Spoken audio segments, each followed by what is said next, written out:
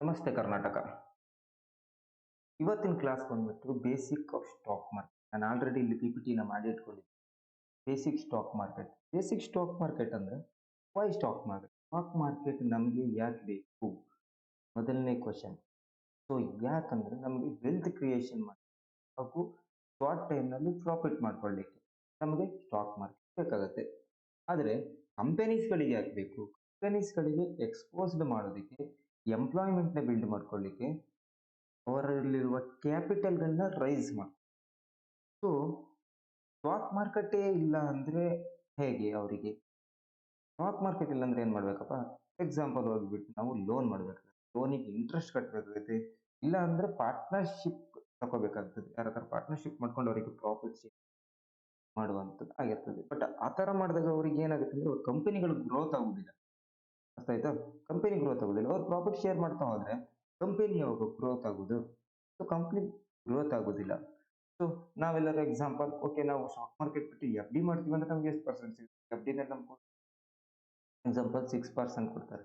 FD ನಲ್ಲಿ ಇದರಲ್ಲಿ ಕೊಡೋದೇ 6%. So yearly 6%. ಬಟ್ ಇಂಡಿಯಾದ ಇನ್ಫ್ಲೇಷನ್ ಬಂದ್ಬಿಟ್ಟು ಇಂಡಿಯಾದಲ್ಲಿ 8ರಿಂದ 10% ಇನ್ಫ್ಲೇಷನ್. ಸೊ ಇಲ್ಲಿ ನಮ್ಗೆ ಏನಾಗ್ತದೆ? 2% ಲಾಸ್. ಆಯ್ತಾ? 2% ಲಾಸ್. ಸೊ ನಾವಿಲ್ಲಿ ಏನಂದ್ರೆ ನಾವು ಫಿನಾನ್ಷಿಯಲಿ ನಾವು ಗ್ರೋತ್ ಆಗೋದು ಕಷ್ಟ ಆಗ್ತದೆ. ಅದಕ್ಕೋಸ್ಕರ ಸ್ಟಾಕ್ ಮಾರ್ಕೆಟ್ ಎಲ್ರಿಗೂ ಬೇಕಾಗ್ತದೆ. Stock market. ಸೊ ನೆಕ್ಸ್ಟ್ ಬಂದ್ಬಿಟ್ಟು ಸ್ಟಾಕ್ ಮಾರ್ಕೆಟ್ ಇದು ಆಯ್ತು. ಸೊ ನಾವು ಈಗ ನೆಕ್ಸ್ಟ್ ಏನ್ ಮಾಡ್ಬೇಕಂದ್ರೆ ನಾವು ಇನ್ವೆಸ್ಟ್ಮೆಂಟ್ ಮಾಡ್ಬೇಕಲ್ಲ. ಸೊ ಇನ್ವೆಸ್ಟ್ಮೆಂಟ್ ಮಾಡ್ಬೇಕಂದ್ರೆ ನಮ್ಮ ಹತ್ರ ಡಿಮಾಟ್ ಅಕೌಂಟ್ ಬೇಕು. ಡಿಮಾಟ್ ಅಕೌಂಟ್ ನಿಮ್ಮಲ್ಲಿ ಡಿಮಾಟ್ ಅಕೌಂಟೇ ಇಲ್ಲ ಅಂದ್ರೆ ಸೊ ನಾವು ಗ್ರೂಪಿಗೆ ಲಿಂಕ್ ನ ಕಳಿಸ್ತೀವಿ, ನೀವು ಡಿಮಾಟ್ ಅಕೌಂಟ್ ಕೂಡ ಓಪನ್ ಮಾಡ್ಕೋಬೇಕು. ಸೊ ನೆಕ್ಸ್ಟ್ ಬಂದ್ಬಿಟ್ಟು ಸೆಬಿ. ಏನಿದು ಸೆಬಿ? ಸೆಬಿ ಅಂದ್ರೆ stock exchange board of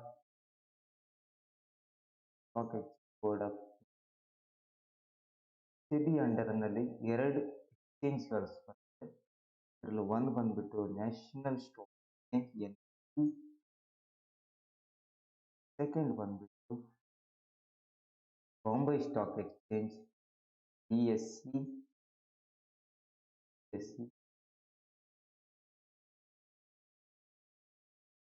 so national stock exchange ಬಂದ್ಬಿಟ್ಟು ಟಾಪ್ 50 ಕಂಪನಿ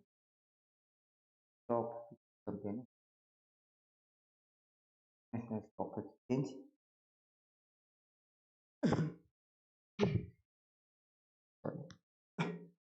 BSE ಬಂದ್ಬಿಟ್ಟು ಟಾಪ್ 30 ಕಂಪನಿ.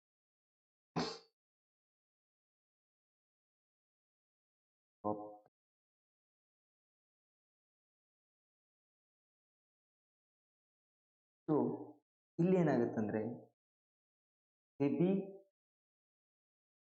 ಎಕ್ಸ್ಚೇಂಜ್ಗಳನ್ನ ಕಂಟ್ರೋಲ್ ಮಾಡ್ತಾರೆ. RBI ಇದೆಯಲ್ಲ, RBI ಏನ್ ಮಾಡುತ್ತಂದ್ರೆ ಬ್ಯಾಂಕ್ಗಳನ್ನ ಕಂಟ್ರೋಲ್. RBI ಎಲ್ಲರೂ RBI ಕಡೆಯಿಂದ ನಮಗೆ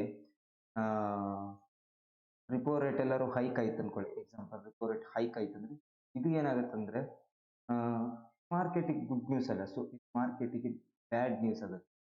ಸೊ ಮಾರ್ಕೆಟ್ ಕ್ರ್ಯಾಶ್ ಆಗುವಂಥದ್ದು ಚಾನ್ಸಸ್ ಇರುತ್ತೆ ಇದು ಹೈಕ್ ಮಾಡಿದ್ರಂದ್ರೆ. ಸೊ ಇದು ನಿಮಗೆ ಅರ್ಥ ಆಯ್ತು.